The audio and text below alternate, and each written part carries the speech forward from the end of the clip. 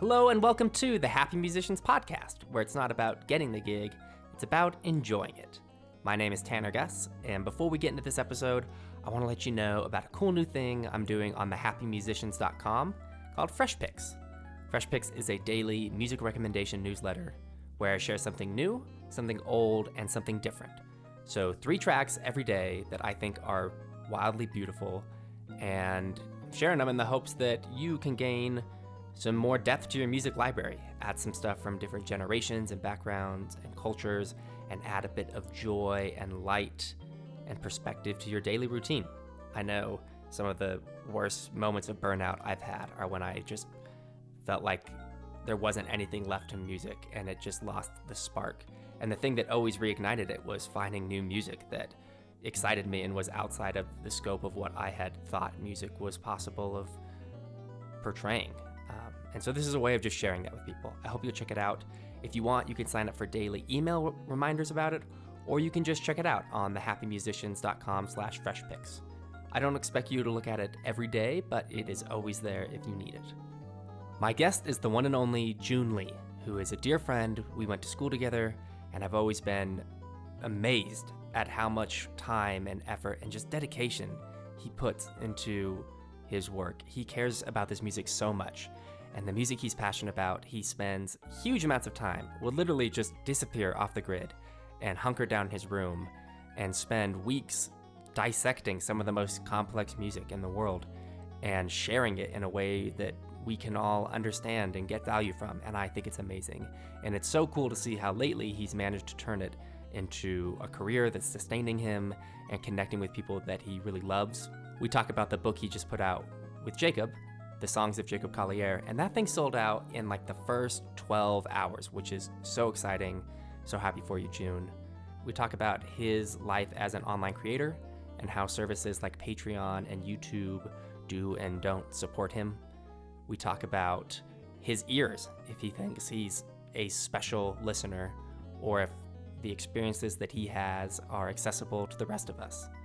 And maybe more than anything, we talk about what music is and why it's special. And that is honestly a really hard thing to do.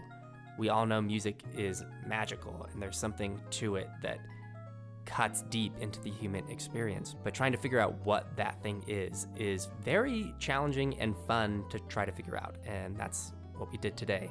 For me, it was really powerful to hear, coming from someone who spends so much of their life focused on the notes and what they mean and how they function and work together, to admit that they really aren't all that important and the notes are speaking to something greater behind music. So that's all I got. I really appreciate you devoting your time and attention to being here today. I hope you enjoy it, and please help me welcome June Lee. So you're kind of YouTube famous, at least in our world. Like most jazz school students, I think would know your name for the things that you create. And your videos range from a couple thousand views to like well over 1 million views. And I'm honestly curious, like, have you managed to because to me that seems like that would be enough that you would like be making money from YouTube. And I'm honestly curious, like, do you make any income from YouTube directly? I do, but I make pennies. Yeah. It's a very, very significantly low amount of income compared to like the things that I do. It's like I make much more money being a doctoral student slash instructor at school than being a YouTube person. And that's partially because I'm not really much of a YouTube person. If you look at my YouTube, I upload videos like once every 4 months or something. Right, that's fair. And and also most of my videos use the audio source of recordings, like album recordings. So it immediately YouTube detects that and like I don't make any money for those recordings. That's right. You can't monetize something that has a copyright claim on it. Right. So they're all like automatically copyright claimed. Mm-hmm. But other than those videos, I do make a bit, but it's I mean, on average one video makes like I don't even know, I haven't seen it, but it's a very funny amount per month. Well, and I only bring that up because I remember, which this seems like years ago, but at the start of the pandemic, there was this thing going around on Facebook of all these artists saying, let's all subscribe to each other's YouTube channels so that we can monetize it. And I remember you making a post like, it's great that we want to help each other, but it just doesn't work that way. And it's really hard to make money on YouTube. Yes, YouTube takes all. I mean, I think I have like 70,000 subscribers, and I'll be upfront about it. I make $100 per month for my YouTube, with that amount of subscribers, and I don't post a lot. That's one thing, but I mean, if you look at the YouTubers that built a huge subscription base, it's usually over many years with a very steady upload, at least once every week. And I've really struggled. Like for example, last year, 2 years ago, I took a year off doing nothing. Like I graduated with my master's, and for a year I was doing OPT, meaning I was like it's a procedure for international students where they can stay in the United States while doing some work related to the field. Like for me, it was obviously music. So I was freelancing, I was doing other things, I was doing church gigs. And I really wanted to invest that time into making a very steady stream of videos on YouTube to build more followers and build some income for myself. But it's really hard. I tried to do it for like 2 weeks, and first of all, the ideas ran out very, very quickly. And also, like I'm a very perfectionist person, and that's a bad thing for me. It's been quite a bad thing. Sometimes it's good, but to be so consistent like that, to make a video every week and have that like represent the best standard, it's incredibly difficult. Yeah. And after 2 weeks, I decided, okay, it's not going to work out. I'm going to live my life, and I'm actually going back. Like I actually decided, at that point, okay, if I'm gonna do this YouTube thing, I'm not just gonna bullshit myself and then like create some BS every week just so I can get followers. But I rather, like, if I were to do that at any point, I'd rather really know my shit so that I can just talk about it as opposed to like trying to make something happen on YouTube in terms of content, which I mean, people like audience knows it when you're talking bullshit. I mean, your students, anybody knows it when you're talking bullshit and when you're just making stuff up, and that's something that I didn't want to do. So I actually decided to go back to school after that year. So yeah, and I so feel that that's my biggest frustration with, I mean, besides the fact that you make almost no money doing it, is the big factor for having success on these streaming platforms is uploading consistent content. So it's in mostly like quantity based and not quality based. And I really struggle with that with the podcast. I mean, I think I'd have a lot more listeners just because the algorithm would show it to more people if I uploaded stuff every single week. But I don't know. I haven't figured out how to do that. I don't know how to find like people I'm really interested in talking to and doing my research and making sure I'm prepared for that interview and living the advice that I get and practicing and doing all these things that I talk about and having time to put out consistently quality videos. I mean, interviews like every single week, And it's really frustrating, but I like the Spotify CEO, there was that big thing that went around. He was like shaming content creators for like the reason you're not succeeding is you aren't putting out enough content. And I think that really encapsulates the whole mindset of these companies is they're so convinced that all people want is more and more and more content. And as artists, I feel like we have more of a sense of taking our time and making a really quality project that should be timeless, And I think, go ahead. Well, sorry.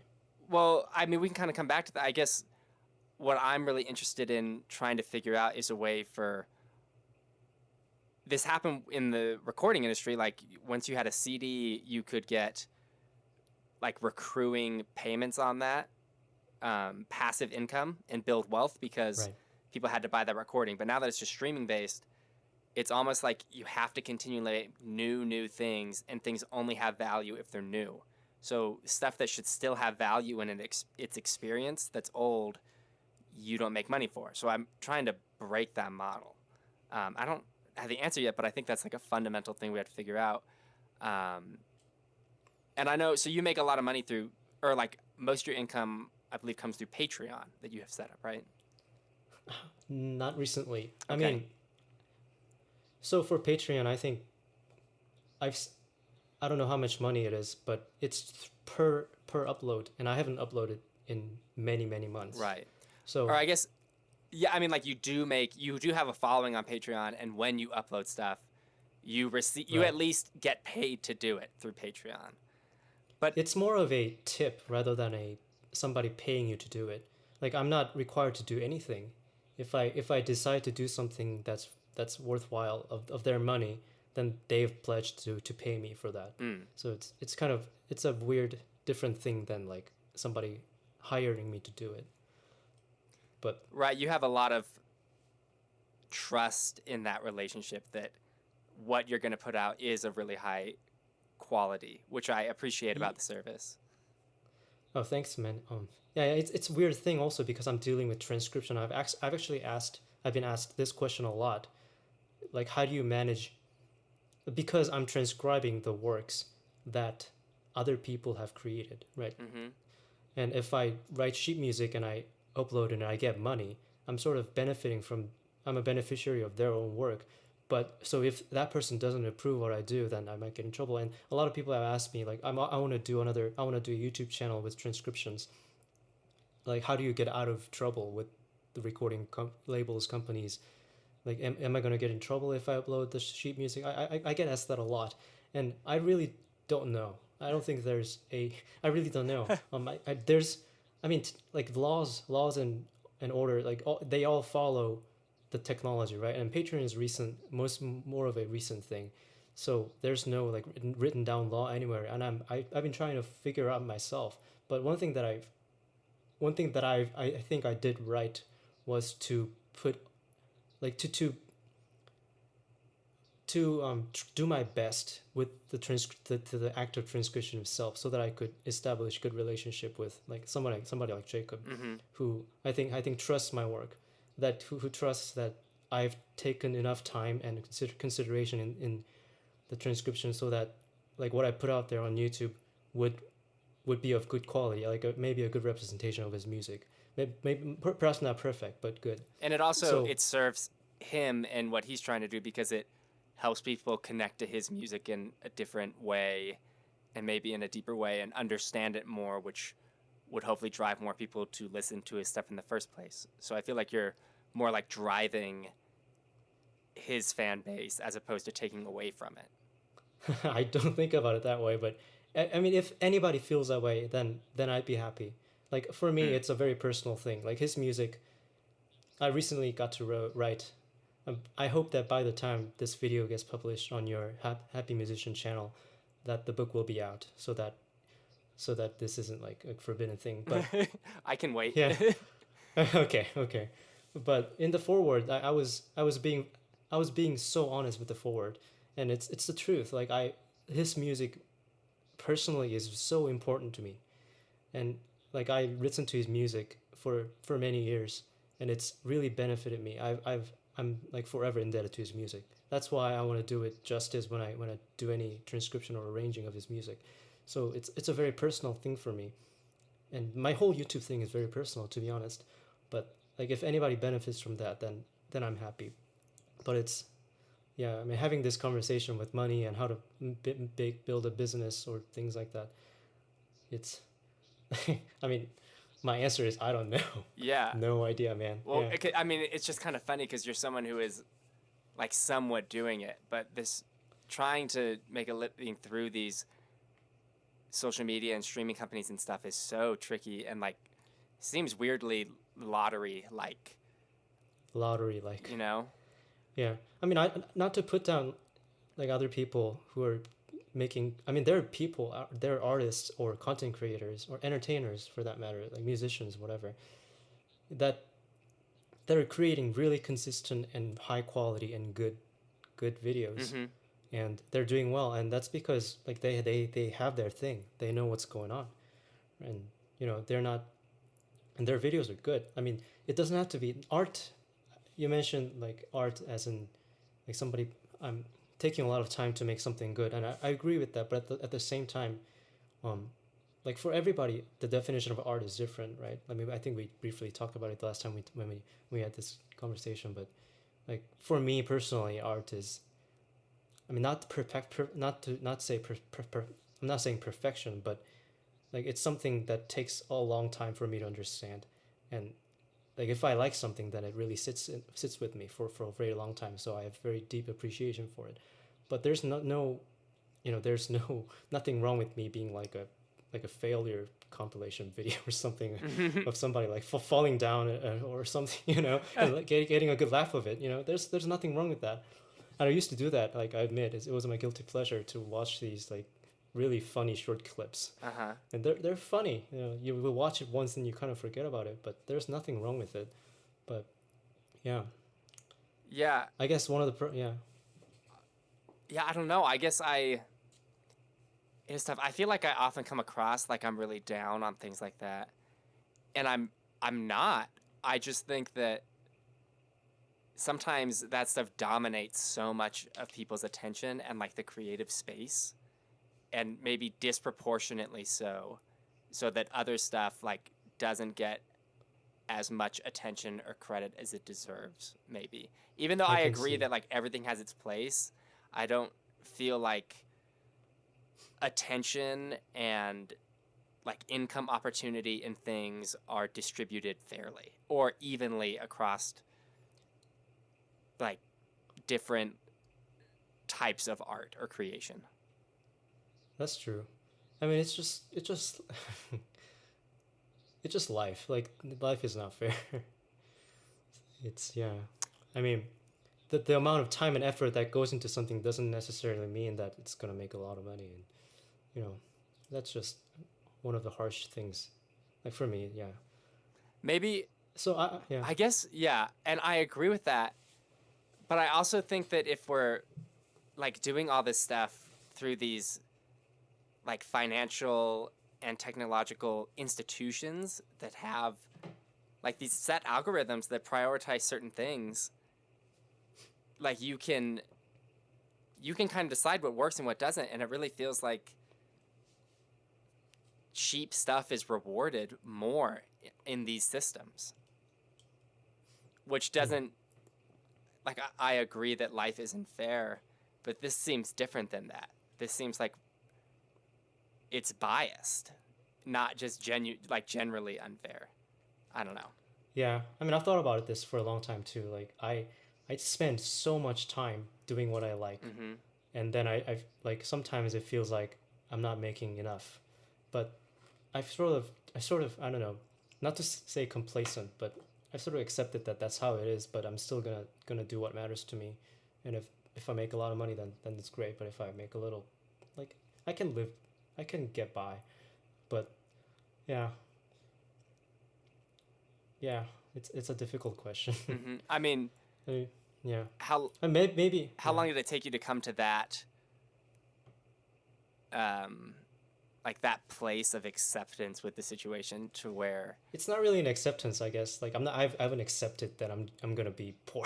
yeah, I guess that's not what I you meant, know, but yeah, but I guess it's like it's more of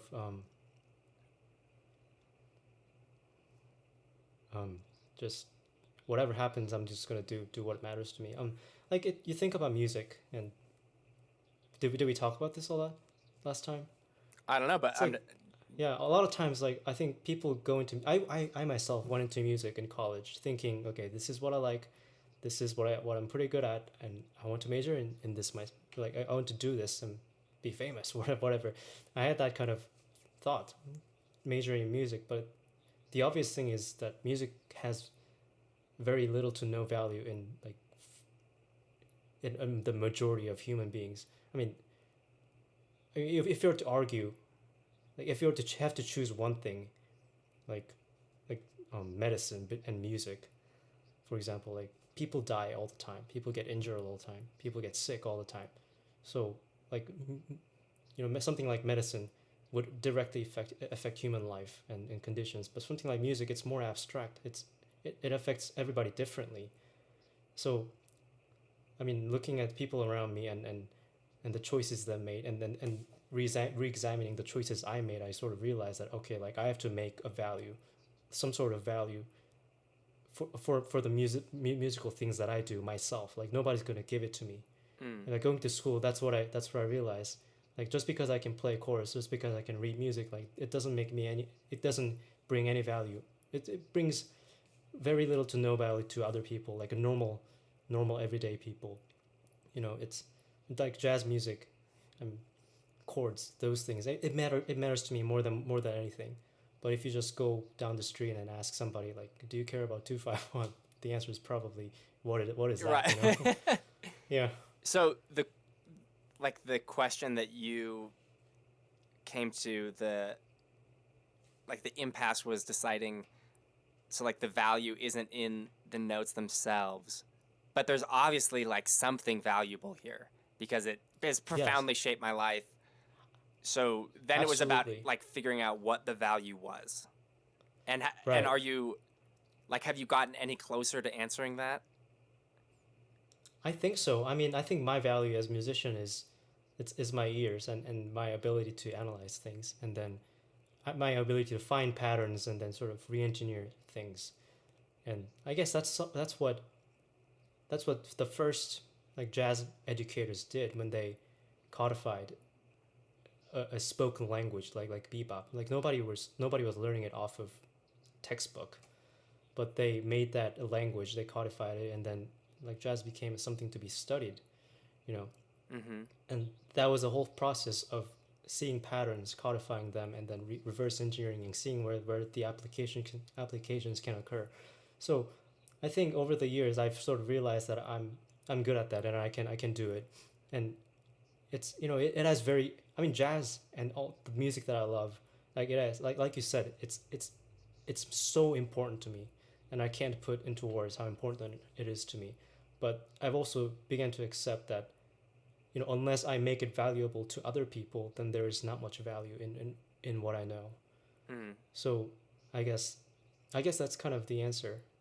If yeah. So if I understand you right, you found value, like your sense of value or purpose or whatever in this music is understanding it in a theoretical way and being able to share that with people so that they can understand it and like find their voice through that. Yeah, I guess so. I don't really feel like a responsibility for other people to do that. I think it's more of a personal responsibility to like, first I appreciate the music, and it's very important to me.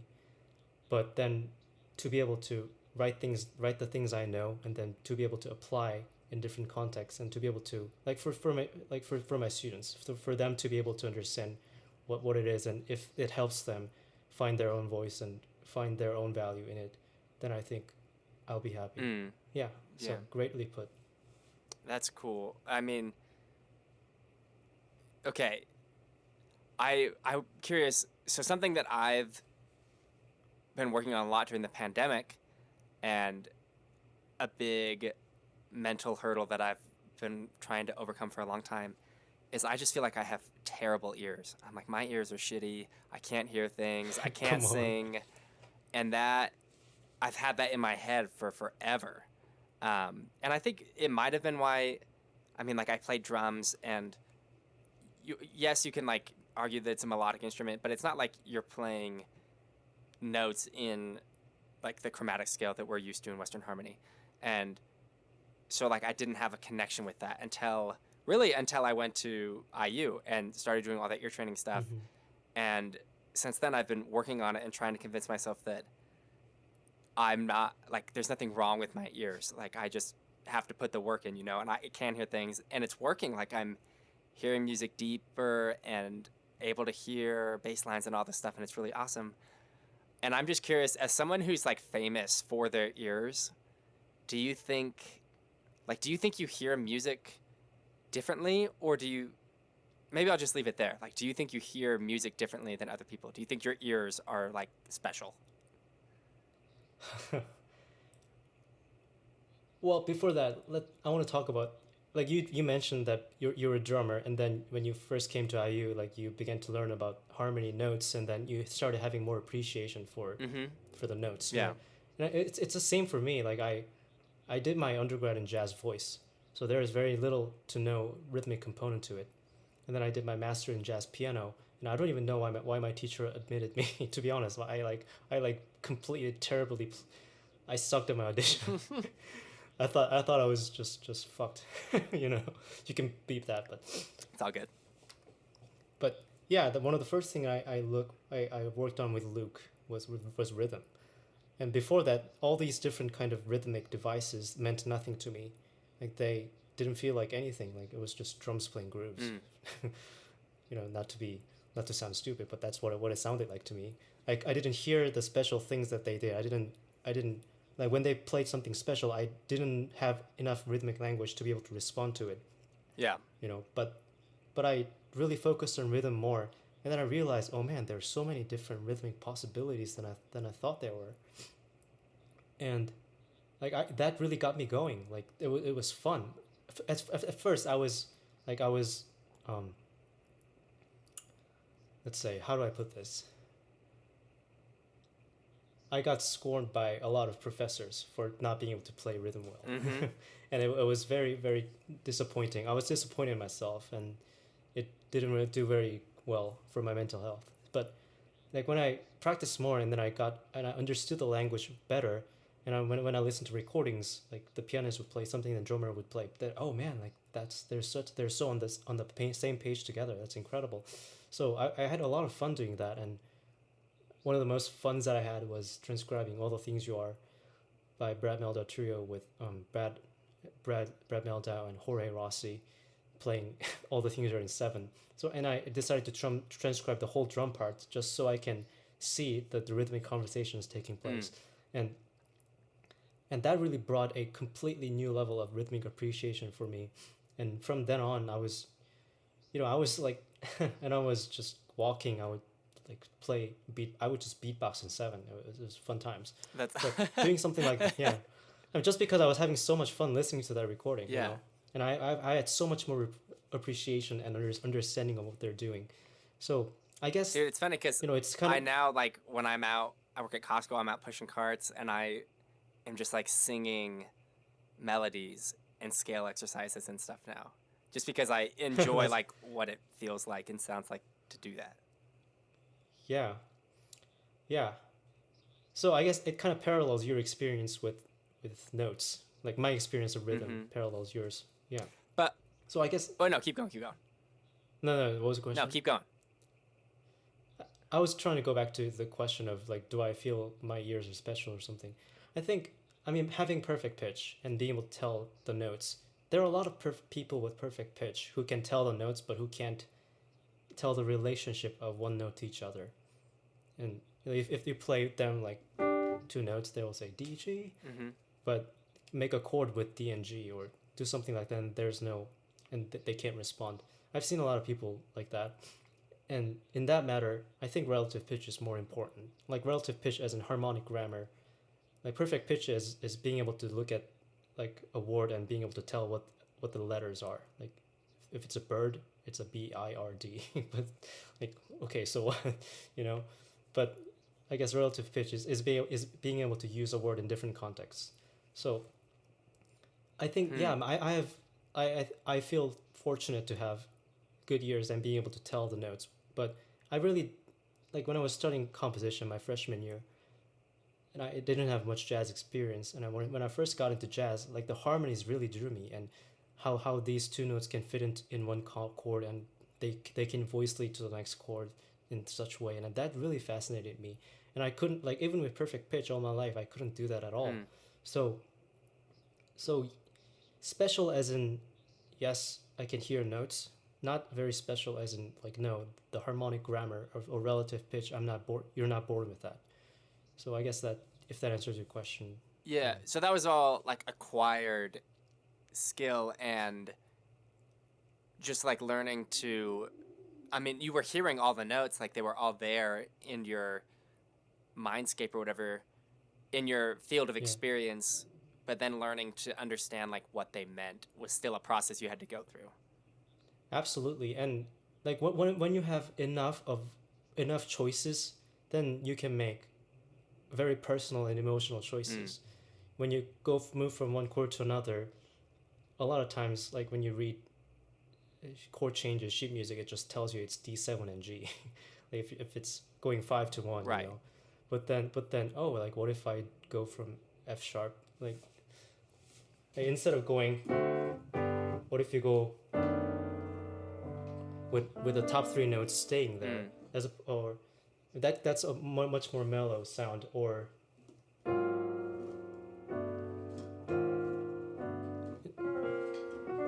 mm. the top four notes voice leading to the resolution. So you kind of build emotional connection to each choice, and depending on the context of what's happening in music, you sort of learn to utilize them in different ways.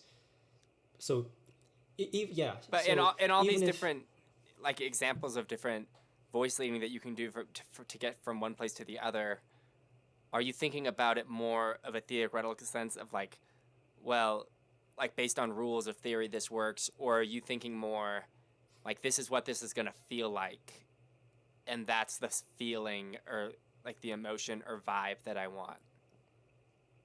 hmm. So I don't think I can connect each chord with a very definite emotion. It's not like one chord is happy, and then other chord is sad. Hmm. It's much more multidimensional than that. But another, like, it's difficult because it's a very subjective, personal thing. And if I were to teach, okay, this chord feels happy, so you only use it Well, I guess in happy. yeah, Yeah. that makes sense. It's and it makes it hard to talk about these things. But have you found joy or like is it compelling to you to find out what those feelings are for yourself in these different harmonic devices of like understanding like this is how that connects with me. So you aren't making a judgment of like this is the emotion that this represents for everyone, but for me, like this is how this connects. Does that make sense? It absolutely does, and I think you've answered that yourself. Yeah. Like I mean, I used to just spend a long time on keyboard. I still do. Just playing notes and how do I voice lead this one note to another chord, and in the most efficient way. And like what is like bass note also matters a lot. Mm-hmm. Um,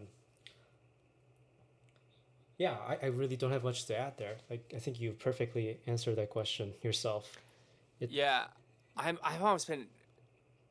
Well, I'm glad we're on the same page. Then, I feel like so when I this is how I've come to think about like my journey to hear harmony and stuff better. And I feel like because I didn't understand it, I spent many years just feeling like whatever the piano player was playing was just like magic. It was just this thing that I couldn't possibly understand, but it's really cool. But I felt like that actually it didn't give me like the respect for it or like the appreciation of what was happening so that I could really listen and interact with them. It more was just like, oh, that's something I can't really understand, so I'm just not going to listen to it at all. You know? I don't know if you feel that mm, same way about rhythm. Maybe of just deciding like, well, I don't really understand that. That's not what I do. And then just deciding it's like it's just this really cool thing that I don't understand. And I think that actually like dilutes the power of it because you just write it off. oh well, I guess it's different for people, but I had much I had very little self esteem to even say like, oh yeah, I don't want this. Like when I was being um when my teacher was telling me like, June, you suck at rhythm, you have to listen to the drummer. He's like things like that. I'm kind of imitating Luke, but yeah, I mean, I took his advice. Mm-hmm. Like I knew that I needed to improve it, and I did my best, I think, and that brought, you know, I think that brought a good result.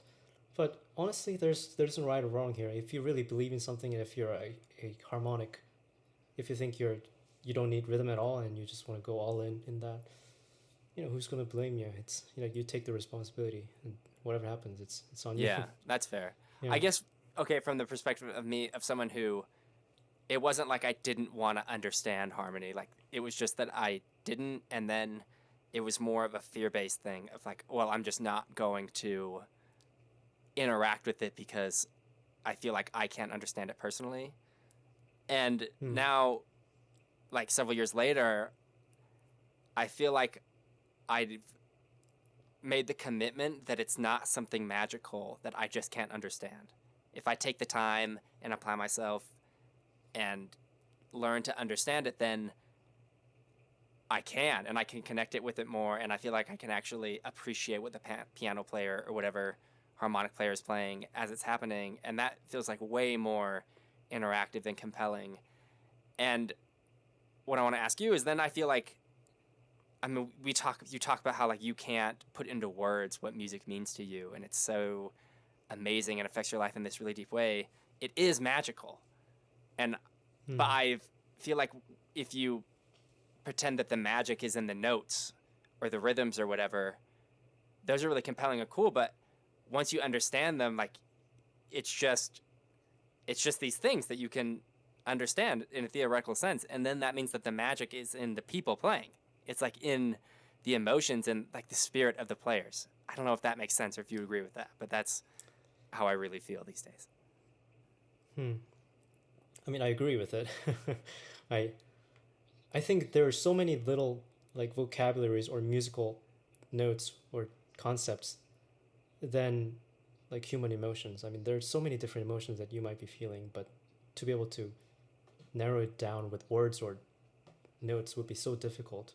So that's why I tend to avoid like trying to talk about emotion objectively. But what was the question? Or was it a statement? It was more of a statement, I guess, looking for affirmation. Yeah. I guess one thing that okay, I can frame it as a question if you want, if it's helpful. and then my answer will probably be yes. Like, as someone who has studied, let's just go with Jacob.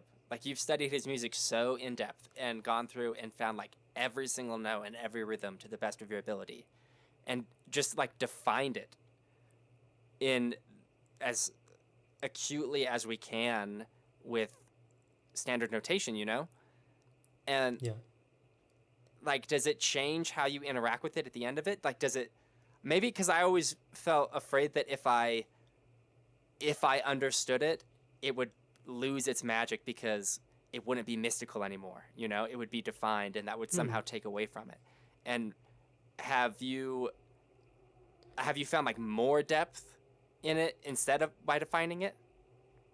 Yes, absolutely. I would never say that like by learning it I've lost appreciation, or I stopped thinking that it was great. Like it was actually the absolute opposite. At first it was just like you said, mystical, or is that the word you use? Yeah. Yeah. At first it was like that, and I was completely surrounded by the feeling of like, what is this? Like, why does this sound so special and good to me? Like, I've got to know this. I mean, that was definitely the feeling I started with. And then the more I learned it, like I acquired the language, the harmonic language, and like drums, like the like the example with playing in 7/4, that the drum example. Like, the more I learned, the more appreciation I had, and I really think that I have more appreciation for it now than there was 4 years ago. So, yeah. I guess I'm still just curious on your take on this. Like, once it was all defined, like once you write out these harmonic devices that he uses and you see them on paper and you understand them and you can follow it all along, and all just like the decisions that he's making, maybe not why he made them, but the decisions themselves you can understand. Does it in theoretical term, I mean, I can say this works because all I can do is this works because bass is half step away from here and then this note resolves here. I can talk about it in that terms, absolutely. But I think what matters is that being able to make those decisions yourself at the end. Like if that doesn't happen, then what's the point? Like I said at the beginning, I think I'm committed to the application of things. I don't want to stop at theoretical part. So I did that with myself for a few years, and I think that's one of the ways that I decided my harmonic language improved is by learning it, transcribing it, and then learning and reverse engineering things. Examining why it works. Like, why does it work here? Oh, it works like here because of this. Okay, then let's isolate that and find examples and then make up my own examples and see if I can use it. Those steps. I was doing that very like intuitively. I wasn't like, nobody told me to do that, but I was doing that myself. And after that, like I started teaching, and like I learned those steps in pedagogy, and it was exactly the thing I was doing to myself, and it was kind of reaffirming to learn that in pedagogy. So yeah. I think what you do is really awesome. I mean, and I love the Thanks, dedication that you have. Are there things that we haven't talked about yet that you feel like you want to share or that would be helpful, that like you're hoping that we get to? I like that you described your experience with harmony as fear, and then you decided to get down to it and experience it yourself. I like that part, and I can relate to that. And in general, I think the most growth, I don't know if psychologists would agree. I'm sure somebody would say similar things, but I think the most growth happens when you do something that you fear. Mm-hmm. It's really frightening, but just by doing it, I think there's a lot learning. So I guess, I don't know, I just thought about what you said, and I just thought about what my experiences have been, and it sort of makes sense that Yeah, I mean, I think like fear is such a powerful motivator, but it's not the best one, but I feel like it's the one that I use more often than I'd like to, I guess, like, not fear for your life. Like, it's not like somebody's gonna try to kill you. Right. That kind of fear. Right. But it's more of a admiration, or I guess like appreciation would be a fear. Maybe they're the same thing. Yeah, or I guess like maybe it's misplaced appreciation. Like I was afraid of the harmony because I thought it was awesome, but I didn't think that I could understand it, Right. And so it was, I still feel this way. Like I elevated it to this magical level that was misplacing like where the magic was. And in that way, like it made me afraid of the notes because I thought I couldn't understand them, but I actually could. And the thing that I can't understand, that none of us can understand, is like human expression, is like who that person is. And that's where the magic is, And that's really cool to try to understand, even though like we that's just not something that we can do. We can do our best and we can share, and that's what happens on the bandstand. Like that's the essence of music, is sharing that with each other. But like you're right, you can't explain it. You said that at the beginning. Like you can't put it in words. And it's so funny. I feel like I connect with you in a lot of ways because we both are pretty technical thinkers, and like we started out talking about trying to define what's valuable for people, and the content you create. And there's no way to like decide that either. But I also spend so long agonizing over like, oh, this is a blog post I could do, like this could be fun, and then deciding that's not actually valuable. That's just, I could make a blog post about it, but I don't think it would actually serve anyone. Like maybe it would. I guess maybe, and maybe I'm just overthinking it. Another thing is like, you never know until like you can never expect somebody's response to anything, So in general, I think like if you really believe in it, if you really think that this is something that you want to do, and you really like put your effort in it, and release it and see whatever happens, I think that usually works out for me. Like some videos get a lot of views, some videos don't. Some videos get like a lot of dislikes, whatever. But if I think that I've put enough effort in it, if it's valuable to me, then Yeah, Yeah. I think I totally agree with that. I'm more mean, I'll just come up with an idea of like, oh, this is something that could be a blog post, but then I feel like I've gained a level of taste that's like, well, that's not actually what you want to say. It's just something you could say, you know, having that filter. And the bigger point I was trying to get to is, like, as musicians, we spend so much time trying to understand and capture these undefinable traits of existence, you know? I guess so. And then, like, someone like you is doing all this work to try to codify as much of it that can be explained, you know? Like, capture all of it in a way that's shareable, which I think is really awesome. Thank you. Yeah.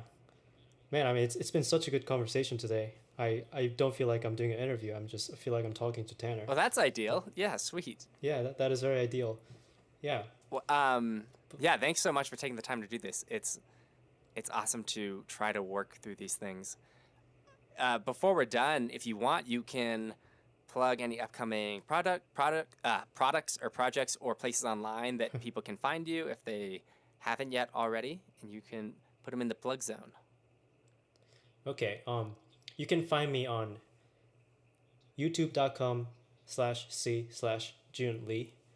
And also, I've been working on a book of arrangements called The Songs of Jacob Collier. It's 19 songs, original songs by Jacob Collier, arranged by Jacob and me, and also edited by me. And it's I think it's the first official sheet music being published for Jacob. And I've worked really hard in it to be able to, so that I would do justice to the music and also the music would be playable. So I would appreciate if you went there and checked it out. Yeah. I guess that's it. Yeah. Awesome. Well, June, thanks so much. Really appreciate it. Thanks, Tanner. Yeah. All right. Cool. That's it. Beep. All right. That'll do it for this episode of the Happy Musicians Podcast. We're listening to June's Pedal Point Etude YouTube video, and earlier I threw on his Some Absurd 251 Lines video. He said I could choose the music, so had to meme him. Couldn't help it. If you want to see some of the incredible stuff that June does, I've cataloged some of my favorites on his post on thehappymusicians.com. And also on the website, you'll find a blog that I'm really proud of. We have videos and other resources, and Fresh Picks, the music recommendation service I talked about earlier. I hope you enjoyed the episode, and if you did and you're getting value out of these, I would be so appreciative if you could help spread the word about it. Share it on social media, send it in a text to a friend, and if you can, please do leave a rating and a review on Apple Podcasts. It's super fast and easy to do, and is honestly wildly helpful for us to grow the show and help connect with more people.